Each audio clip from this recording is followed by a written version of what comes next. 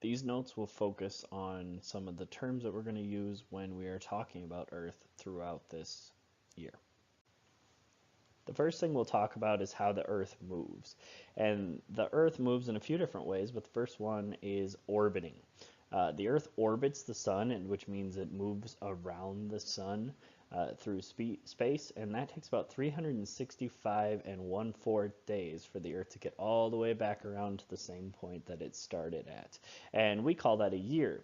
But we know that a year is actually 365 days. So what's going on here?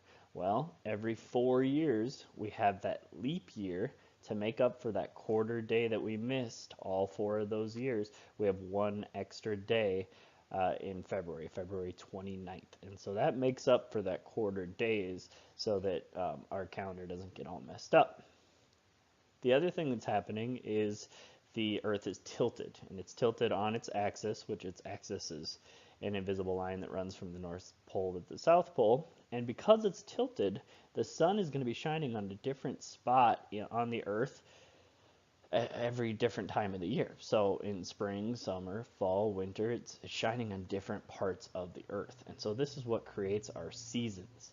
And so when the sun is pointing, or when you're half of the world, so if it's the U.S., we're the northern hemisphere. When the northern hemisphere is pointing towards the sun, then it's summer here, and it's winter in the southern hemisphere, like Argentina or Australia or countries like that. And so summer and winter are happening at the same time on the Earth, just in different areas. And so the same thing happens when you are tilted away from the sun. When you're tilted away from the sun, then it's winter. And that's how essentially how those seasons are created, because you're getting either more direct sunlight in the summer or less direct sunlight in the winter. There are some special days in which the sun is pointing at some of those imaginary lines that we talked about, the latitude lines, and two of them are called the equinoxes. There are two different equinoxes, one on March 21st and one on September 23rd every year, and this is the time when the sun is at the equator. And so if the sun is at the equator, if it's shining directly at the center of the Earth, then it's about the same weather in the northern hemisphere as it is in the southern hemisphere. So it's kind of, if you think about it, it makes sense, because fall and spring really have about the same temperature. The only difference is precipitation. So it's that same temperature in fall and spring. So when it's spring in North America and fall in Argentina, that's because the sun is directly between them and it's about the same. Now, the solstice are different things. The summer solstice, or what we call the summer solstice, on June 21st is when the sun reaches the point that is the furthest north. So that's when the sun is shining the closest to us that it can possibly get. And so during this time, we obviously have our warmest weather, but the other kind of interesting thing about it is, since the sun's pointed at us, we also have our longest day of the year. So June 21st is the longest day of the year. December 21st is our winter solstice, and that is when the sun is the furthest south that it can possibly shine. And so we see that that's usually our coldest time of the year. That's the middle of the winter, and it also is our shortest day of the year. So after December 21st, our days get longer until June 21st, and then after June 21st, they get shorter and shorter until December 21st, which is the shortest. The next slide will have a couple of or two slides will have a couple of videos about equinoxes, and then about the orbit and the tilt causing the seasons, which will explain them a little better than I did.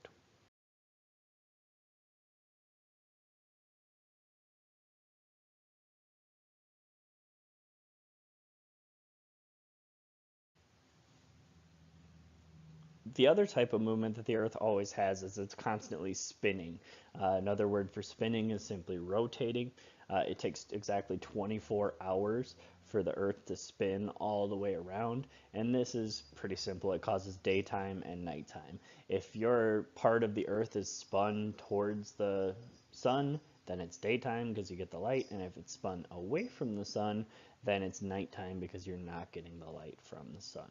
So it's not like the sun turns off at night, it's just shining on the other side of the world from where you are. So depending on your location on the earth, nighttime and daytime can be completely different. As you're labeling these 4 layers on your notes, I'll give you a little bit of information about them. These are the 4 major layers of the Earth, and first off, we'll talk about the inner core. The inner core is extremely hot, essentially metal. Okay, it's over 5,000 degrees Fahrenheit, but it's under such, and so you know that if you get metal hot enough, it's going to melt. But it's under such intense pressure from all the gravity from the entire Earth pushing in on it that it actually is a solid. So it's very, very hot, and it should turn into a liquid, but there's so much pressure on it that it maintains itself as a solid. Now the outer core is the exact same stuff as the inner core, but it doesn't have as much pressure on it. It's still very hot, but it doesn't have enough pressure to keep it as a solid, and so that is liquid magma. That is this melted metal that's just flowing around and moving around. The mantle is the next one, and that's yellow on your picture of the Earth below. But it's solid rock, so it is actually solid rock, but it's hot enough that it kind of flows and moves like a liquid. The best way that I can explain it is to think about like a stick of butter. If you have a stick of butter and you put it in the microwave and warm it up just a little bit, to where it's a little bit fluid, and then you can take your fingers on each side of the stick of butter, and the top half you can push one way and the bottom half you can push the other way. It's still a solid, it's still a chunk of butter, but the bottom half will move and the top half will move separate. They'll move away from each other even though it's still a solid. And so it's kind of like that warm stick of butter. And then the crust, we know about the crust because we live on the crust. It's the solid, unmoving rock. It's up there and it's sliding around on top of the mantle, but it's not moving itself. Okay, and the crust includes everything from the ocean floor, the deepest ocean floor, all the way up to the highest mountains. And so obviously on the deepest ocean floor, the crust is the thinnest that it can possibly be. And on the highest Himalayan mountain, it's the thickest that it can possibly be. But even at its thickest point, it's not anywhere close to as thick as any of the other layers. The crust is by far and away the thinnest layer of Earth. So the Earth is made up of these giant chunks of crust, okay, and the crust has these huge plates, but the plates themselves, they kind of move around on top of that mantle, and so that's the idea of plate tectonics, is there's all these big plates and they're constantly moving around, and where the 2 plates are touching each other, that's where we have these plate boundaries. And the plate boundaries can cause a bunch of different natural occurrences to occur. All right, and so we'll talk about just a couple of these, and I have the video on so that I can use my hands to show you some examples of each that hopefully you can do that experiment as well with them. Okay, and so there's 3 different types of faults. One is convergent, when the 2 different or types of boundaries, not faults, types of boundaries. One is convergent, where the 2 plates are pushing together, so they're pushing into each other. One is divergent, where they're pulling away from each other, and then one is a fault, and a fault is where they're just sliding next to each other. So they're right next to each other, but they're moving in opposite directions, and so they're not really rubbing into each other or moving apart. Okay, and so these different boundary types can cause different things to happen. Okay, and the first one that we're going to talk about is earthquakes, and earthquakes are caused by that fault, the fault that slips the 2 next to each other. And you would think, well, if they're just kind of sliding next to each other, why is that causing earthquakes? What is it doing? Well, you have to think they're big pieces of rock, so it's not like they're smooth on the side. They're kind of like your knuckles. Okay, so if you do this experiment, you can kind of figure out why the fault will cause earthquakes. Take your knuckles, push them together, and then try to just slide them nicely next to each other. Okay, you're gonna feel that, oh my gosh, you just can't do it with these bumps and crags and stuff. That's making your entire arm shake, and your arms are the earth, or your hands and arms are the earth in this example. So you feel that. That's obviously a fault with these craggly rocks are gonna cause earthquakes. Volcanoes are caused by a different type of boundary, and that is a convergent boundary when there's an ocean plate and a continental plate. So a land plate and an ocean plate come together, and an ocean plate is denser, so we can think of that as heavier. And so if this is the ocean plate, as they come together, the ocean plate goes down underneath it. Okay, and as it's going down underneath it, that rock is rubbing against the other rock. And again, a hand experiment, what happens when you rub your hands together? You're starting, now if you're doing this at home, then you're starting to feel the heat, okay? So it causes the heat is hitting right here where they're rubbing together, and that is melting the rock. And the melted rock comes up from as magma and hits the surface, becomes lava, and it becomes a volcano. Okay, so this convergent oceanic plate and continental plate coming together, that's what causes the volcanoes. Now, another one is the convergent, but if they're both continental plates. If they're both continental plates and they're coming together, then they're the exact same density, so they're the same weight. So they come at each other, and you can try this with your hands too. They come at each other, and if you put your fingertips together and you start to push, well, they got nowhere to go except for up, right? And so all of a sudden you are making mountains. Okay, so as you're pushing two equal density plates together, it's buckling the land and making it into mountains. Next thing we're talking about on the earth is landforms. And landforms are simply the shapes and types of land and basically what the land looks like. And so we're going to talk about what a relief is of a landform, and I'll show you that real quick so you can put one on your notes, but also how these reliefs are made, how these different landforms are made. Okay, and so there are 3 steps to how the earth kind of makes its own landforms.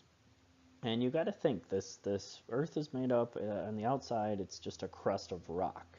Okay, and so how do we move that rock around to make things like mountains, make plateaus, make plains, make all these different things? Well, there's 3 different processes that go together to do this, and they are called weathering, erosion, and deposition.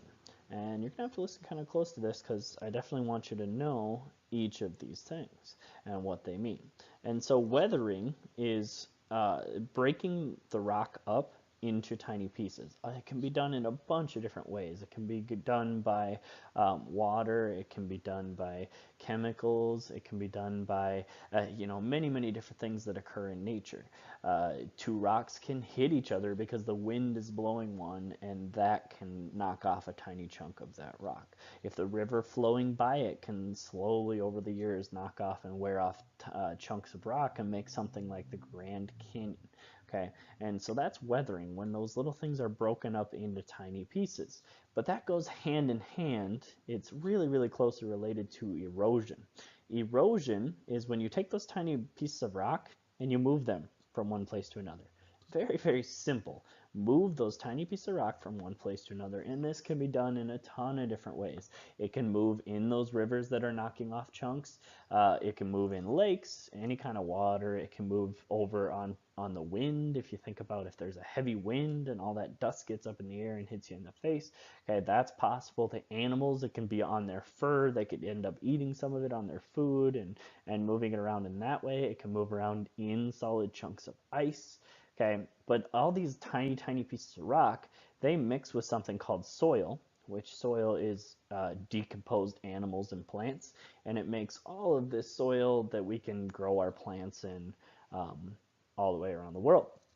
Okay, but if it's moving, then the next step from weathering, which is breaking it into tiny pieces, then erosion, which is moving it, is deposition, which is really simple. Deposition is just dropping that stuff that's being moved in a brand new place. Okay, so deposition is just dropping it. Weathering is breaking it, erosion is moving it, and deposition is dropping it. Okay, so now let's look at what a relief is, and I'll draw some reliefs for you, but you can see I put three different pictures here. One of them is of a plain, one is of a plateau, and one of a mountain. So this is a plain, relatively flat piece of land. This right here is a plateau, and a plateau is kind of a high up, so it's got some cliffs on the edges, but it's a high up, flat piece of land. And then land that just kind of goes up into a point is a mountain, as you know. Okay, so what is a relief? A relief is a very, very simple drawing of a side view of these things. So if I ask you to draw a relief, which I do in your notes, of a plane, it's going to look like this. Straight line all the way across, because it's just flat. If I ask you to draw a relief of a plateau, you're going to have to draw that straight line, and then all of a sudden it goes up, but then it's flat again on the top, and then it's got to go down, and then moving on with the ground. So there's your plateau relief. And a mountain is going to look more like here's that ground, and up, and down, and the ground again. So that's what a relief is. It's an extremely simple drawing of the side view of one of these landforms. Weather and climate are another tricky concept that you're going to have to make sure you can keep straight throughout this year so that we can understand the different things that we talk about on each continent. But they're very different things. They are related to the same thing, but they're very different things. The weather is simply the condition of the air and sky at a point in time. So if you look outside and you see that it is 73 degrees, sunny, with some clouds and no rain, that's what the weather is right now. So it's at this moment, what is the weather? Okay, climate is a different thing. Climate is you take all the averages of all of these different weathers, these different points in time, and you take them over many, many years, and then you say, oh, at this time or on this month, it's usually somewhere around 65 degrees, and you usually get, an inch of rain per month or something like that. Okay, so you have to think they're both measured with precipitation, which is the water falling out of the sky, rain, snow, or hail, and temperature, which we measure in degrees Fahrenheit. And so if we look at this graph down at the bottom, this is called a climate graph. Okay, and the climate graph shows you the average temperatures and the average rainfall of a given place over the course of a year. And so you can see on the bottom it shows you January, February, March, April, so it's got all the months there. And then on the right side it has inches going up, or fractions of inches, but that is the amount of rainfall, the amount of precipitation that you get. And then on the left side it has temperatures going up. Okay, and then you can see the key on the bottom here tells you, or legend or key, whatever you want to call it, okay, tells you that the light blue, which is the boxes, are the amount of rain that you get. The red line is the average high temperature, and the blue line is the average low temperature. So if I wanted to know in April, what's the weather probably going to be like in this location? Well, it looks like, we're gonna be somewhere between, if we go up from April, be somewhere between 60 degrees at the coldest and maybe 80 degrees at the absolute hottest. Okay, and in April, you're probably not going to get very much rain. You're going to get like 0.3 inches of rain for the whole month. Okay, and so it's kind of interesting to look at these climate graphs, and it shows you what's the weather usually like at this time in this location. Now we need to examine what exactly it is that changes temperature. And really it's a lot of different things, but we know that the heat that we need to survive on this earth comes from the sun. Okay, and so a lot of it's going to have to do with the sun, but it's also going to have to do with how thick the air is and a bunch of other different things. So let's just quickly look at all of these. The first one is the latitude. The latitude is how exactly where you are on the earth. So are you closer to that equator where the most direct sunlight is all year long, Are you within the tropics, which is very close to that equator, within those two lines, and therefore, um, you're in quite a bit of warmer temperature, warm almost all the time? Are you in the temperate zones, or are you way up here in the polar zone, or down here in the polar zone, which means you're really far away from the sunlight and it's cold?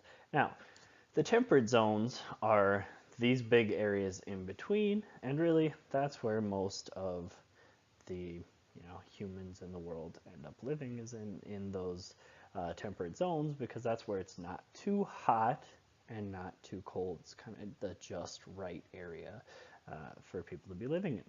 Now, the other things that can also change temperature are the season, because if the sun is, or if the earth is tilted towards the sun, your side of the earth is tilted towards the sun, it's going to be warmer than if your side of the earth is tilted away from the sun.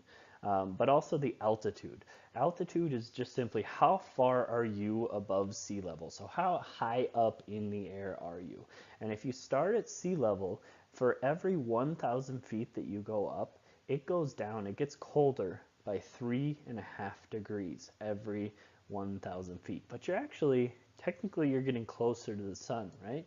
Well, what actually is happening up there is that the air is thinner. It doesn't have as many of the gases and things like that trap the heat, and so the heat, while there may be more heat coming in from the sun, it's not held there. It's not held in that direction, and that's why when you look at the top of mountains, even in the summer, they often have snow up above on the very, very tops of the mountains. The other thing that affects the temperature is how close it is to the ocean. If it's close to the ocean, then the water will moderate the temperature. It'll keep it from getting too cold and keep it from getting too hot. And the reason for this is because the water heats up and cools down slower than the air.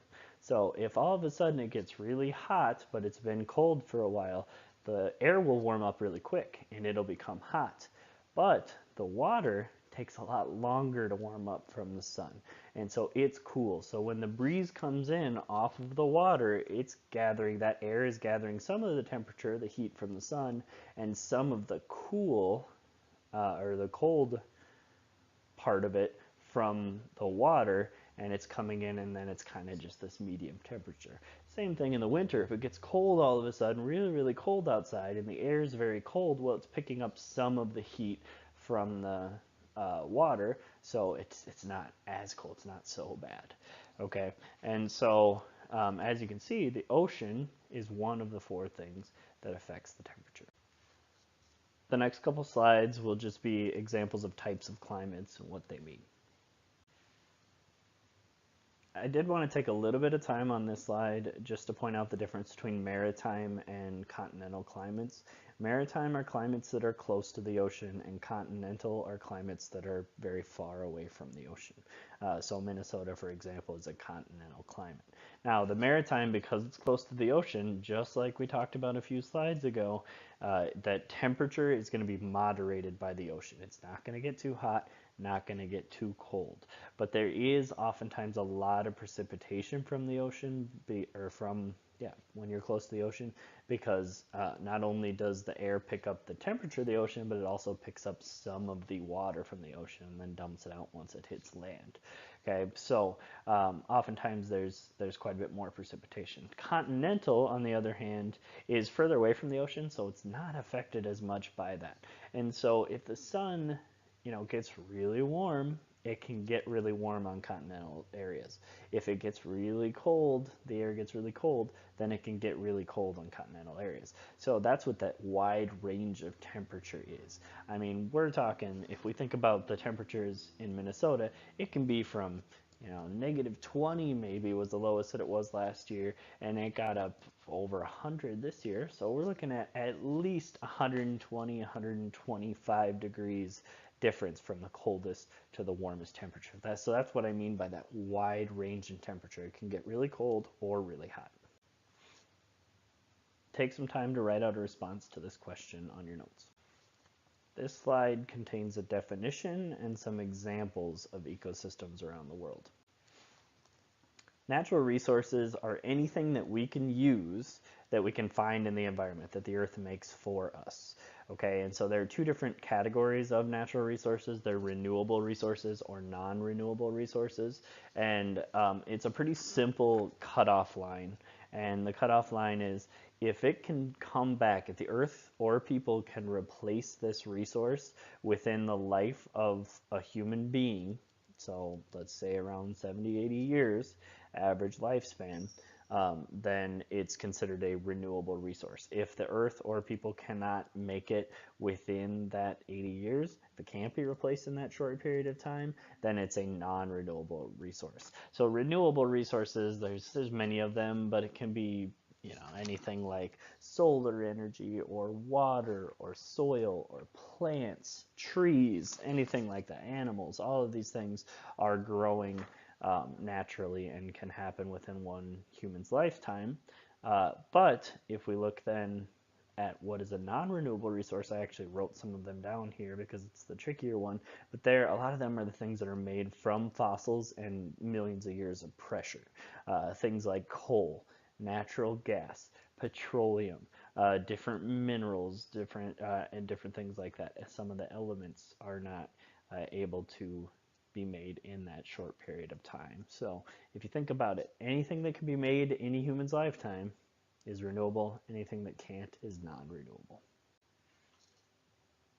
Land use has gotten more complicated throughout the years because we have a lot of different things like factories and stuff that are not about farming and not about hunting, but really the two ways that you can use your land to feed your population are through farming or hunting and gathering. Hunting and gathering, you just go out, you get what you can, and you come back and you eat whatever nature provides. Farming, you're actually planting your own food, which hunting and gathering, it takes a lot of time. You got to go out, you got to get it. You have the risk of starvation if you cannot find anything, if nature is not making it for you.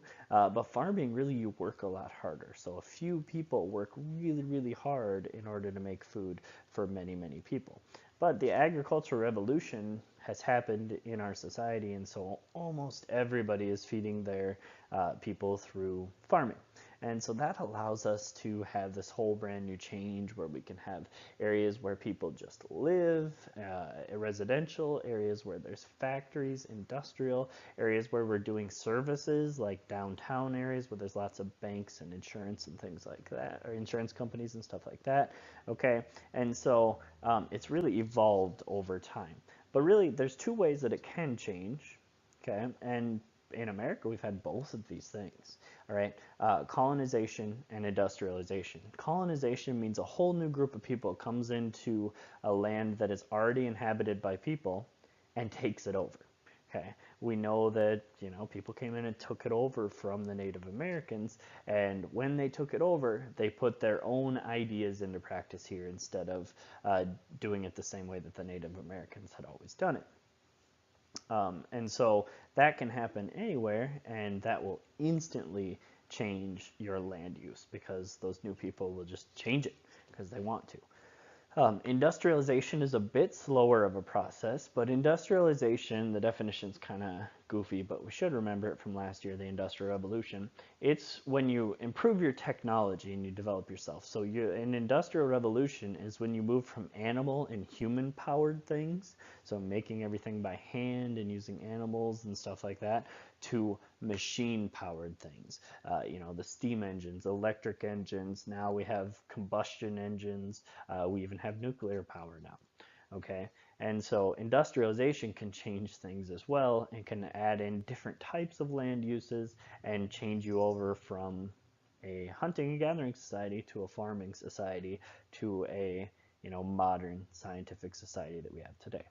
I kind of had to throw this in somewhere, but modern cities, I figured it was as good a time as any to talk about them, have kind of two major areas. They're set up in a certain way where they have a CBD and then suburbs. And a CBD is a central business district, and that's where most of the businesses are, and it's kind of like a downtown area. So downtown Minneapolis, downtown St. Paul are CBDs. And then there's a bunch of suburbs, which is generally where most of the people live. So you've got all your business in the middle, and then as you move away, that's where people are, and they just come to the middle to work, and then they go back out to get back to their lives.